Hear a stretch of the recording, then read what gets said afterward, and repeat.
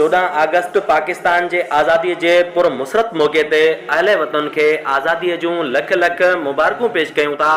Para Jafar Ali Gopang.